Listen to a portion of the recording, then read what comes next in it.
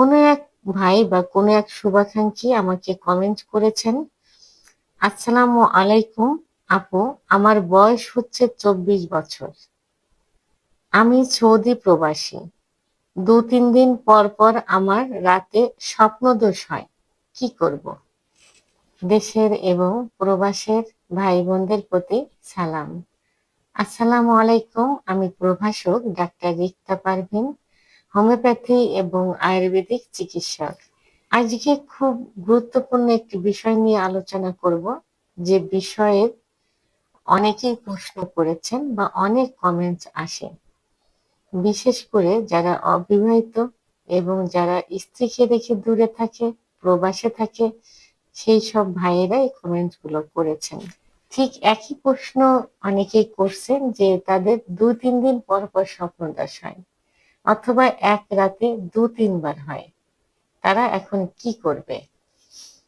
আমি প্রথমেই আপনাদের স্বপ্নদোষের কিছু খারাপ কুফল নিয়ে আলোচনা করব। সেটা হলো যে স্বপ্নদোষ হলে যে পরিমাণ বীর্য বের হয়, অর্থাৎ রাতে স্বপ্ন দেখেই, কাউকে নিয়ে দেখেই হোক বা আহ, মানে কিছু না করেই হোক, কিছু যে বীর্যটা বের হয়ে যায়, সেই বীর্যের পরিমাণটা কিন্তু খুব বেশি থাকে।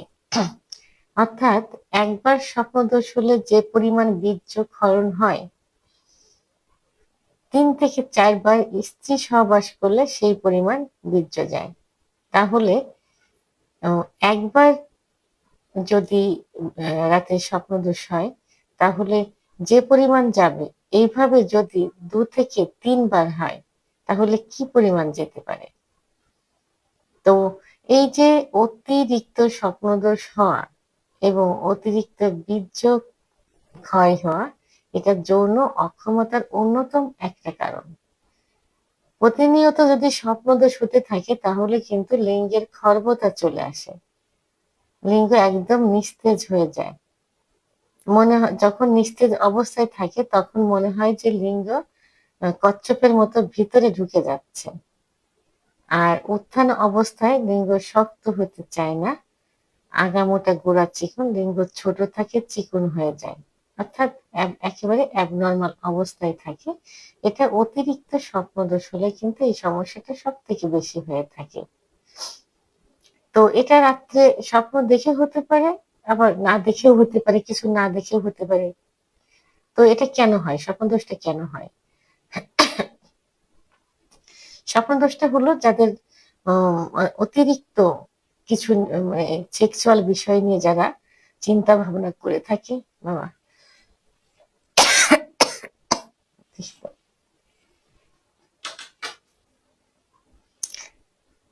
সাধারণত আহ সারাদিন যে চিন্তা ভাবনা আসে, যে কল্পনাটা আসে, সেটাই কিন্তু মানুষ রাত্রে স্বপ্ন দেখে।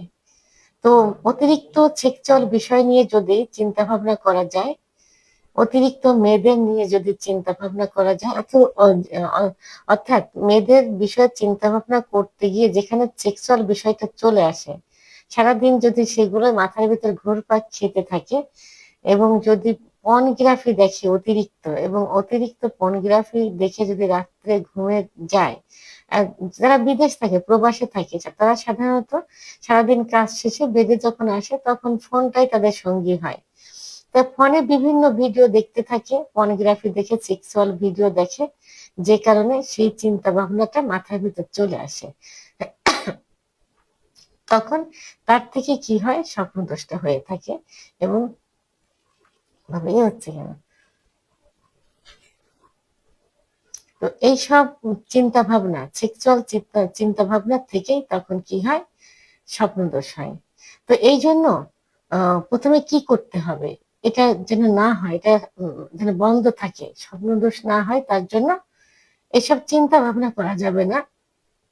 অর্থাৎ সেক্সুয়াল বিষয় নিয়ে এত চিন্তা ভাবনা করা যাবে না, পর্নোগ্রাফি দেখা যাবে না, ভিডিও কলে কারোর সঙ্গে এভাবে কথা বলা যাবে না। বা যারা বিবাহিত থাকে, তারা স্ত্রীদের সঙ্গে কখনো ভিডিও কলে সেক্সুয়াল উত্তেজনামূলক কোনো কথা বলবেন না, বা এমন কোনো স্ত্রীর অঙ্গ দেখা যাবে না যেটা দেখলে তার সেক্স উত্তেজনা চলে আসবে। তো এগুলো চিন্তা ভাবনা থেকে দূরে থাকতে হবে, নিজেকে সংযত করতে হবে।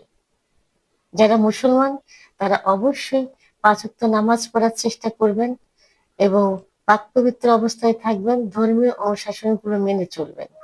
রাত্রে ঘুমানোর আগে দোয়া দরুদ পড়তে হবে।